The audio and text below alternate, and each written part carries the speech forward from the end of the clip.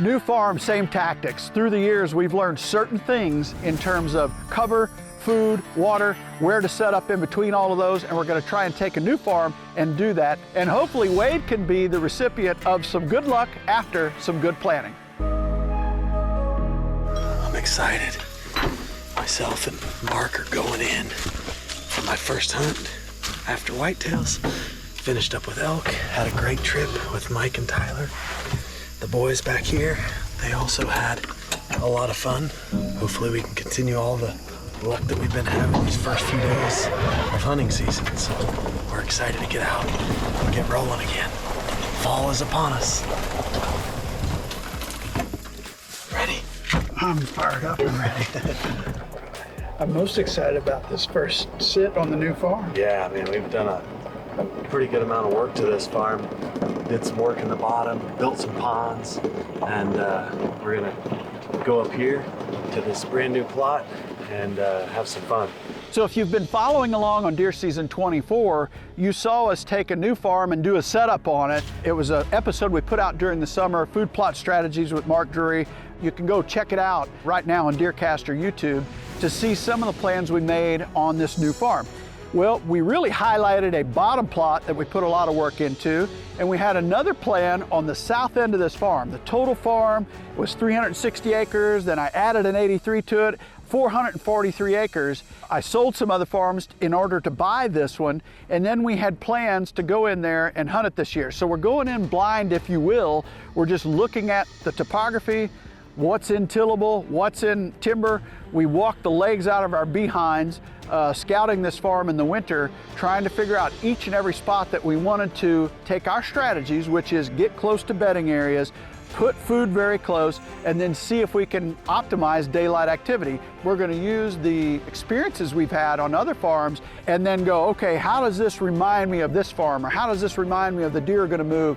And we use that experience to set up this farm. And one of the things we thought we could take advantage of was early season activity on the south end of this farm on a south wind. Classic staging area in a big block of timber that leads out into 160 acres of tillable. And we were like, if we can get center of this farm to the north, right where it meets the big tillable field with a giant green field, and there's already kind of a horseshoe area there, that was old clover. We went in, we fertilized it, we sprayed it, we tried to revive it, and it did. It came out and looked amazing. Then we went in with a dozer, Dakota Hill, our buddy.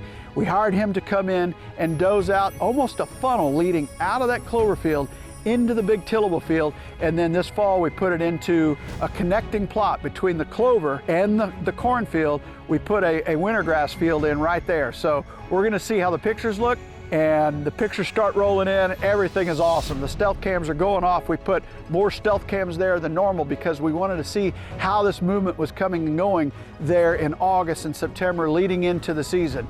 And what we saw just blew our minds. It was awesome. It was everything we hoped for. So all of our guesses, if you will, and all of our planning seemed to be coming together. Now, could we bring it to fruition as Wade's up to bat, looking to fill that Missouri tag? It's starting to feel like fall. Acorns are falling, corn's turning, beans are turning, and we're hunting deer. Gotta love it. And most of all, the temperatures are dropping, so we got a little bit of a warm-up coming here in a few days, but east-northeast wind tonight. Let's see what happens.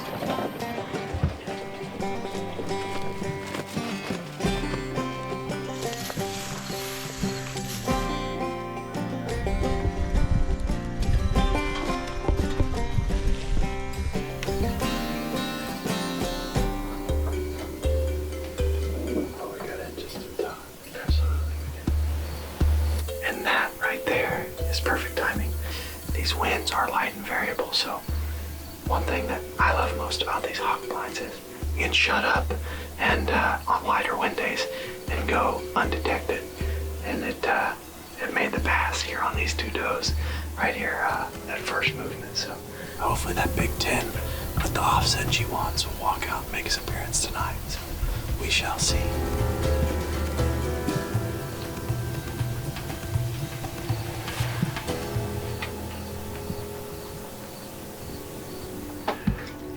Well, it's 6:20, not overly early, but early for this spot. based on the cameras, but had those does come through really early, and now 3 more coming. So there's their big buck. That's the big fork G3 buck. I'll let you get it.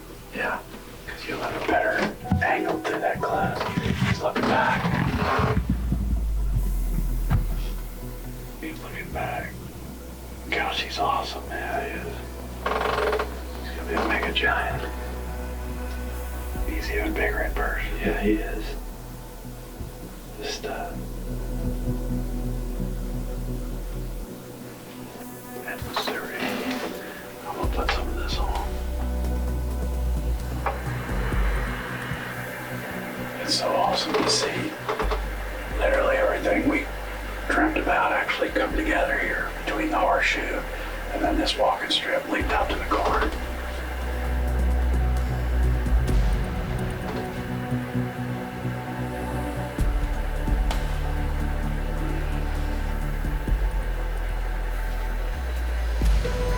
He's walking it like he's supposed to. Yeah, the deer's gonna be a mega cone. Yeah, if he lives, he will be. It's as pretty as they get in Missouri. Awesome.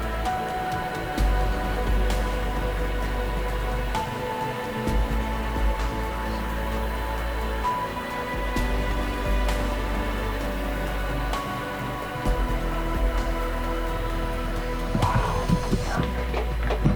That's done wrong. Well, that's worth the price of admission right there. Beautiful buck. We've had pretty good pictures of all summer. He's been on this blood daylight almost every night, and he's a 4-year-old, so we have really high hopes for that deer next year. We already knew coming into this season that we were gonna put him on the pass list. We talked to the neighbors; they're all game as well, so I'm excited to see what that deer is gonna be.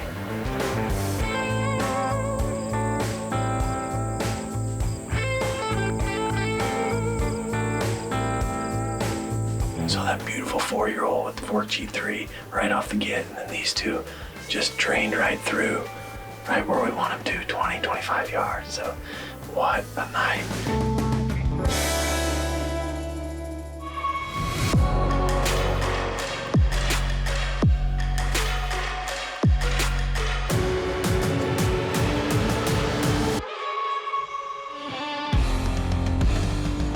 Look at those pretty babies. We gotta get these new muddies bloody, bud. All right, Coondog and I are gonna go hunting tonight with Wade. Wade and I went to this spot last night and had a great sit with 3 different buck encounters. Tonight we're going back in there after that same shooter we were in last night that didn't show. Tonight's the second sit there. Hopefully we can keep our party rolling.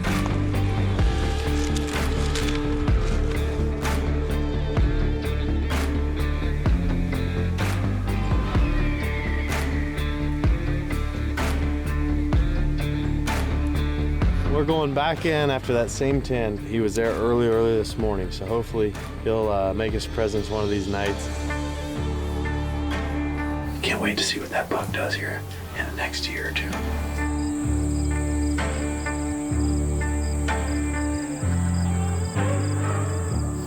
Well, this is sit number 4 on this particular deer.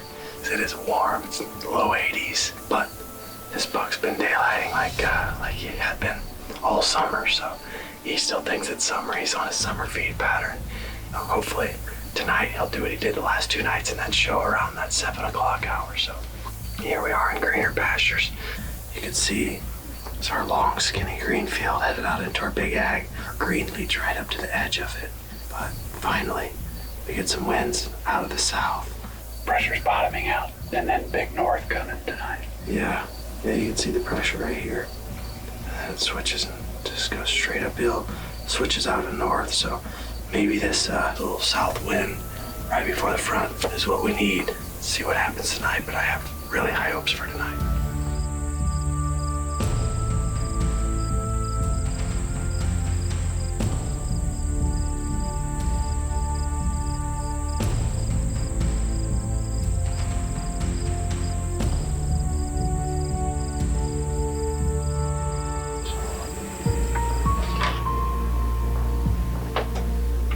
The 4-year-old, I see. Oh, he's there. I saw him.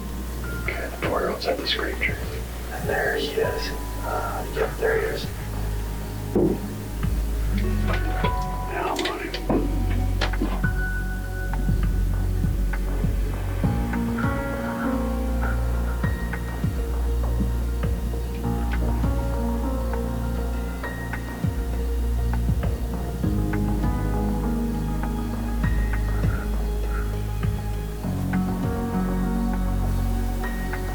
I'm on 18 dB, but it looks great.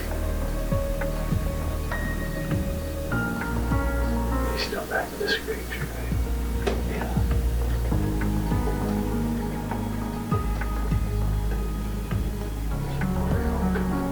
Yeah, I'm getting this sprayer on now. Okay. You got a range now.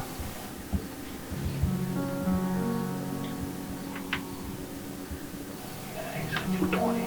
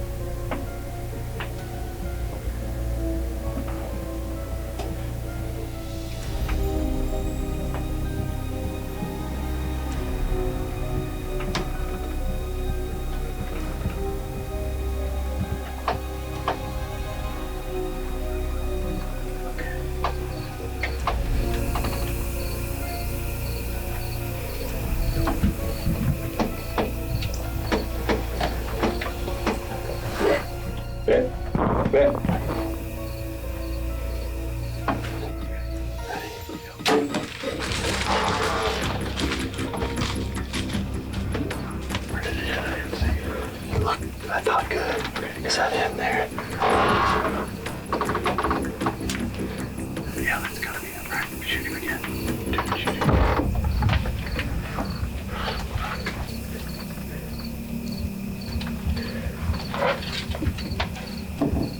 You gained about 5 seconds. Yeah.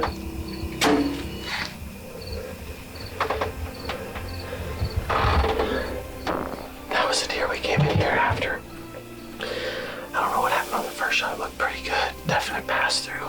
Got a secondary shot that did look like it hit home. So, whew, that's a big deer. Man.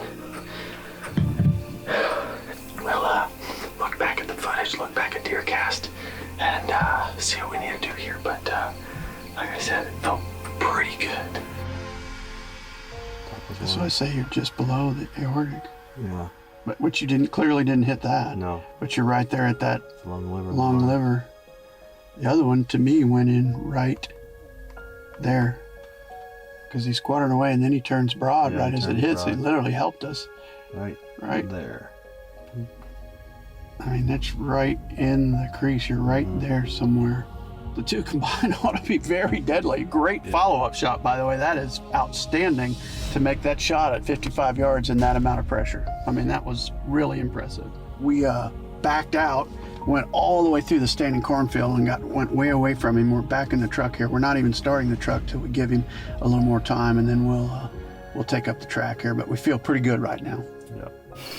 Definitely doesn't smell like pure liver, but it definitely has plenty of liver in it. There's actually some bubbles in it, Mark. Look there. A little bit of foam.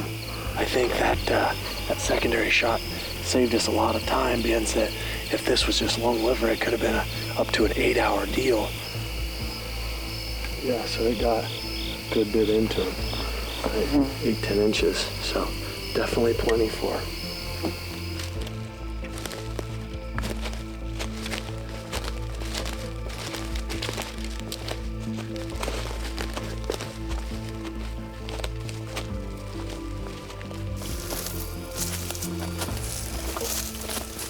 I see rack. Now we're talking. Nowhere. Look at that. Oh yeah. That's the way we like them. Beautiful Missouri Woohoo! That's a dandy, buddy. Yeah. Awesome. Buck. Non-resident archery any deer. We got illegal. Okay. Let's sit down, talk about this beautiful, What a beautiful buck. this early season mass, just a gorgeous North Missouri buck. First one was just a touchback, but the second one definitely did him in. He didn't go 80 yards from where we last lost him on camera, and just an awesome, awesome buck. Thank you guys so much. You're having a good Missouri season, aren't you? Oh, heck yeah. I mean, it's been awesome. I mean, just to see this guy. I mean, I sat here, this is the third set time, with you. yeah. Third time's a charm. I even said that to him. You did. So, I mean, God, what a massive, majestic whitetail right there. Unbelievable, beautiful.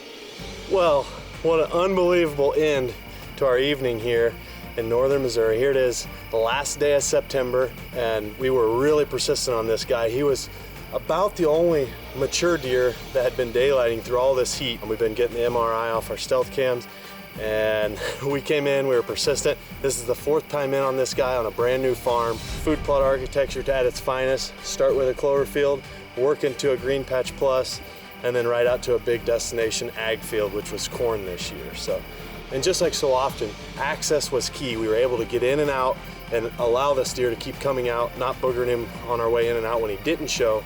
And it brought great results here tonight.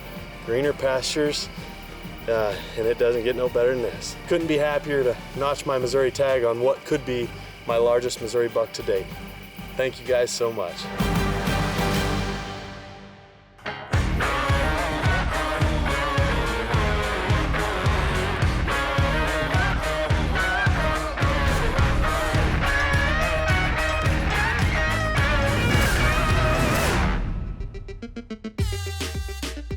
We're adding new videos every week, so make sure to click that subscribe button and check out all of our amazing content. This episode of DoD TV is presented by Stealth Cam, makers of the new Revolver 360 Pro.